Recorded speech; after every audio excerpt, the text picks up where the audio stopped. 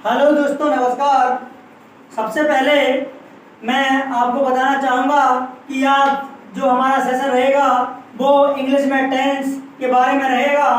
जो every exam जो starting में 9 से लेकर के 12 तक के स्टूडेंट के लिए ये टॉपिक बहुत इम्पोर्टेंट है।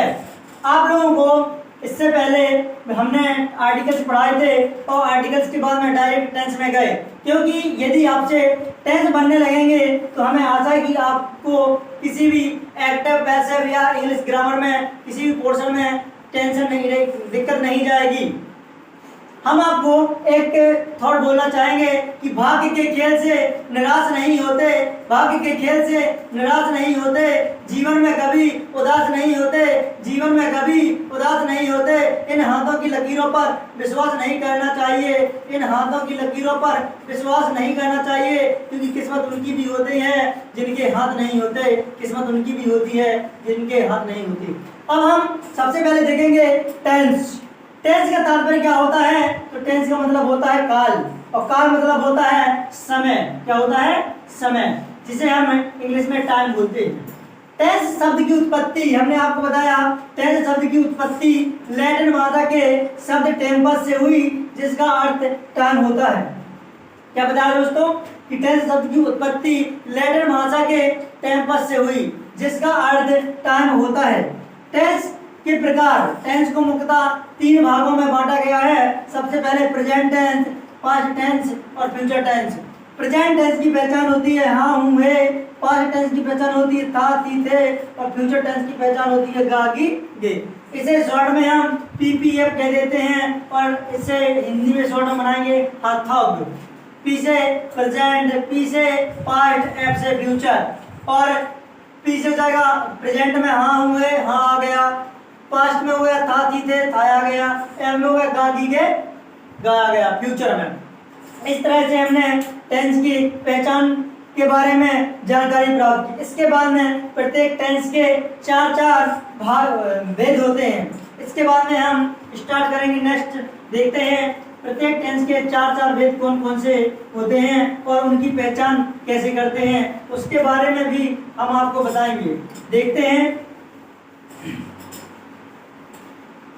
दोस्तों, हमने आपको बताया प्रेजेंट टेंस। प्रेजेंट टेंस के भी 4 भेद होते हैं। प्रेजेंट टेंस के भी 4 भेद होते हैं, और इसके भी 4 भेद। प्रेजेंट, पास्ट, फ्यूचर तीनों के 4 भेद होते हैं, जिसमें से हमें एक ही नाम याद करना है, जैसे indefinite, indefinite, continuous, perfect, perfect continuous.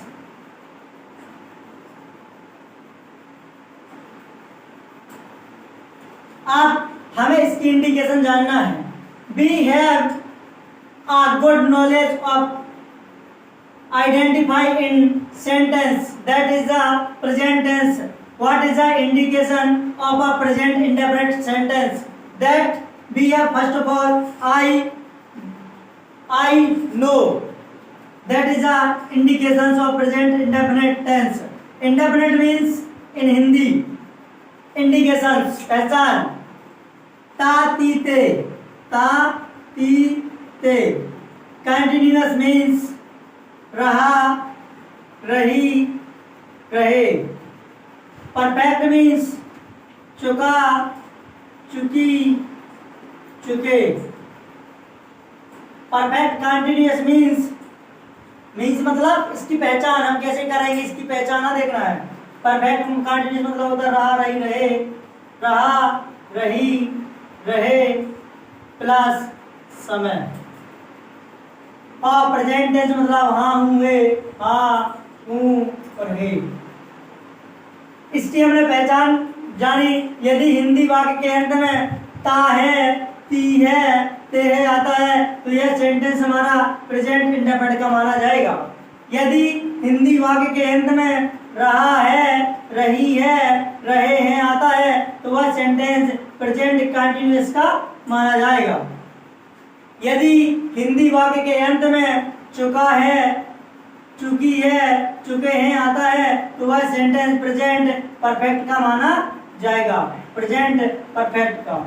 इसके बाद में यदि हिंदी वाक्य के अंत में रहा है, रही है, रहे हैं और साथ में समय भी आता है, बीच में समय आता है, तो वहां पर प्रेजेंट रहा है, रही है, रहे हैं और बीच में क्या आए, समय आए, तो वह सेंटेंस प्रेजेंट परफेक्ट कंटिन्यूअस का होगा।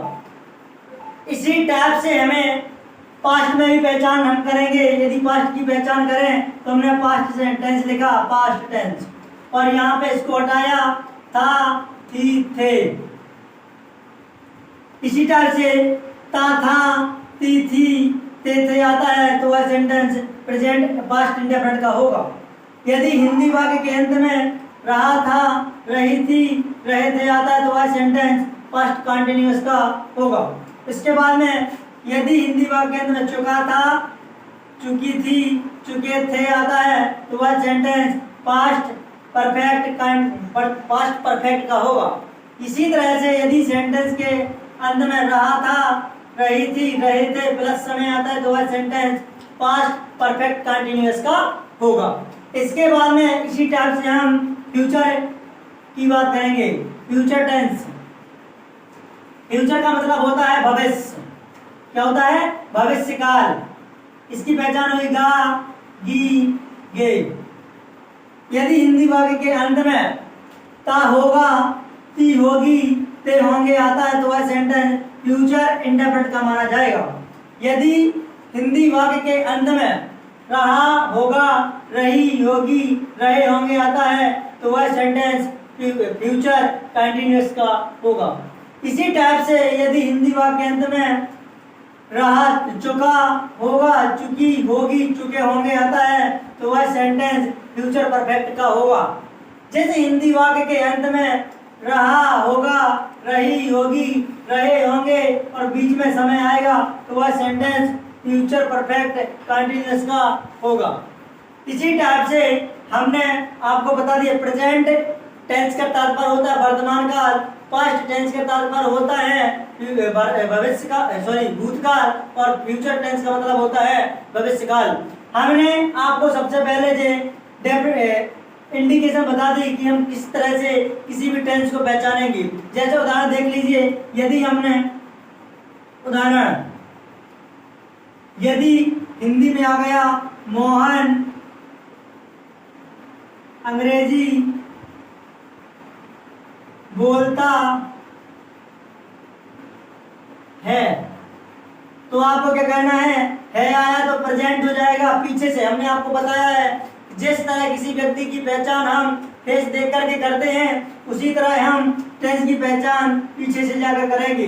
है आया तो प्रेजेंट में, ता आया तो इंडेफिनिट, तो ये सेंटेंस हमारा प्रेजेंट इंडेफिनिट का हो जाएगा। यदि इस सेंटेंस के स्टार्टिंग में क्या आ जाता और बीच में नहीं होता, तो वह सेंटेंस हमारा इंट्रोगेटिव का और प्लस नेगेटिव का होगा। यदि सेंटेंस स्टार्टिंग में क्या आ जाता तो हमारा इंट्रोगेटिव का होता। चूंकि ना तो स्टार्टिंग में क्या है और ना ही नहीं है, इसलिए यह सेंटेंस हमारा अफर्मेटिव मतलब सिंपल का होगा। काहे का होगा? सिंपल का। इसी टाइप से नेगेटिव का भी सेंटेंस होता है यदि बीच में नहीं लगा होता। नेगेटिव, मोहन अंग्रेजी नहीं बोलता, यदि लिखा होता यहाँ पर नहीं बोलता, तो वह सेंटेंस हमारा नेगेटिव का होता। यदि स्टार्टिंग में क्या लगा होता तो वह सेंटेंस हमारा इंट्रोगेटिव का होता। हमने सबसे पहले टेंस की पहचान करते हुए इस वीडियो को हमने जो आप तक पहुंचाने की कोशिश की है। हमें आशा है कि 10th से 9th से लेकर के 12th तक के सभी स्टूडेंट के लिए यह जो वीडियो है टेंस का ये बहुत इम्पोर्टेंट है, क्योंकि जिससे टेंस नहीं बनते हैं वो व्यक्ति हमारे वीडियो को 1 से 2 बार देखेगा, ऑटोमेटिक उसको टेंस समझ में आ जाएंगे। क्योंकि जो टेंस इतने आसान तरीके से हमने आपको आइडेंटिफाई करते हुए बताया कि टेंस की पहचान कैसे की जाती है। ओके, धन्यवाद। हमें आशा है कि आप लोगों को ये सभी पहचान करते हुए टेंस की समझ में आ जाएगी। नेक्स्ट जो हमारा वीडियो रहेगा प्रेजेंट टेंस के बारे में रहेगा, फिर पूरा डिटेल में हम चर्चा करेंगे। नमस्कार।